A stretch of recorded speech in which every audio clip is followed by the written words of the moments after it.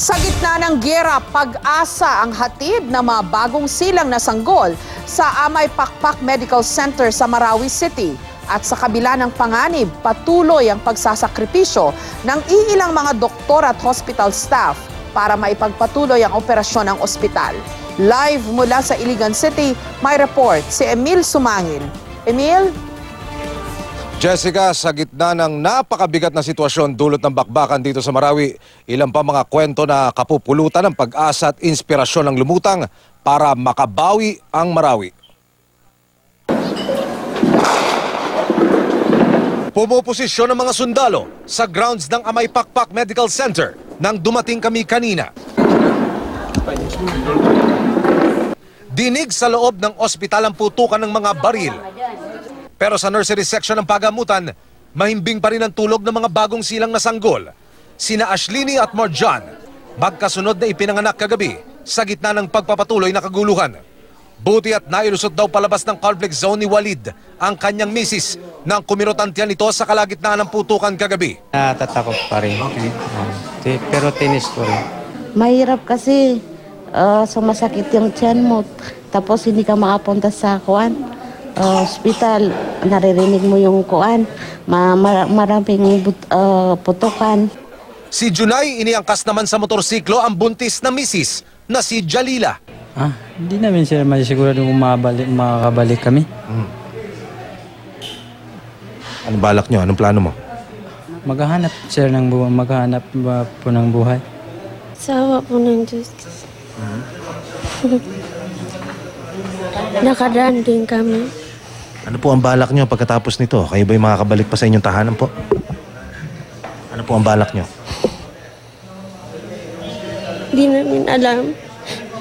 Lumutang naman ang kwento ng kabayanihan ng hospital staff ng Amay Pakpak para mailigtas sa tiyak na kapahamakan ang pasyenteng si Geraldine Mangotara na kumuntik ng maubusan ng dugo matapos tamaan ng ligaw na bala. Our problem is wala kaming available na stock kasi nasira yung naka-imbak namin na dugo sa blood bank.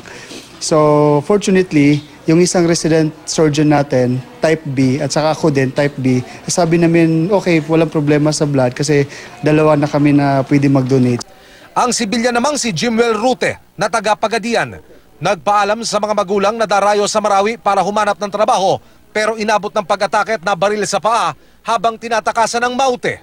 Hindi ko alam kung sino ang nakasugat ito pero hindi sila mag-alala yung mga ama ko.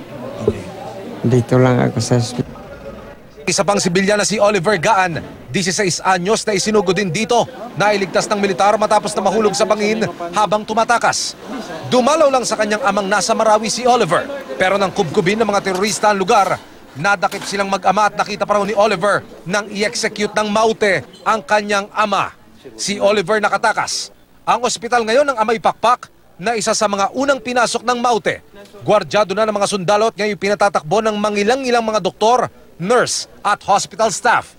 Karami ay hindi lumiban at nag-duty pa rin sa ospital pagkatapos na mailayo pansamantala sa ibang lugar ang mga mahal sa buhay. Yung sinabi ko nga, biktima din kami, evacuate din kami, pero pinipilit namin na tumulong sa iba. We are risking our lives to serve, yun naman. Pero at least kahit pa paano, may pwede pala akong magawa para sa iba.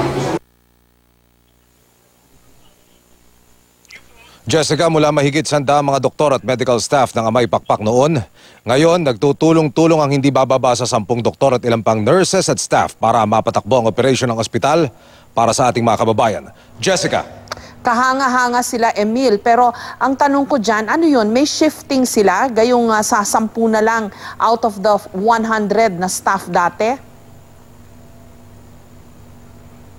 Parang lumalabas, Jessica, na skeletal yung pag-schedule ng mga tauhan sa Amay Pakpak Hospital sa Marawi City. At bago nga tayo umalis kanina, panibagong set ng hospital staff yung ating nakasama. Kaninang umaga, ang dinatna natin doon ay 4 na doktor at ilang hospital staff at nurses. Pag-alis natin, panibagong set ng 4 na doktor ang pumalit.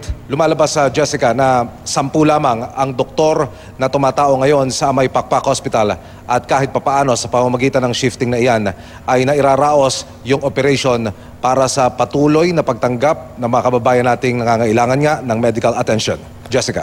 Nakakatuwa no, na in the midst of so much darkness dyan sa Marawi, merong mga kababayan tayo, may mga medical staff at yung mga namumuno dyan sa ospital na nagsasakripisyo para sa kanilang mga kababayan. Wasto, Jessica, nakapangingilabot nga yung storya, yung kwento ng ating mga kababayang una nating mapanayam bago natin matumbok ang istorya na yan sa loob ng ospital. Sa kabutihan palad, Jessica, nakipagtulungan at umayuda na rin ang main office ng Department of Health sa pakikipagtulungan nga ng Philippine Red Cross dahil gaya ng iyong nabanggit kanina, naging mistulang paralisado yung blood bank ng Amay Pakpak Hospital matapos nga itong unang pasukin ng mga teroristang Maute. Pero makaraan lamang ang ilang araw sa pamamagitan nga ng ayuda ng national government at ang Philippine Red Cross na isaayos muli ang blood bank at kanina inassure nila sa ating mga kababayan na meron na silang nakasave na mga dugo para sa mga sinumang mga kailangan. Jessica. Maraming salamat at ingat kayo dyan sa Marawi at mabuhay yung ating mga doktor, nurse, hospital personnel, management ng Amay Pakpak Medical Center dyan sa Marawi. Maraming salamat sa iyo. Emil Sumangil.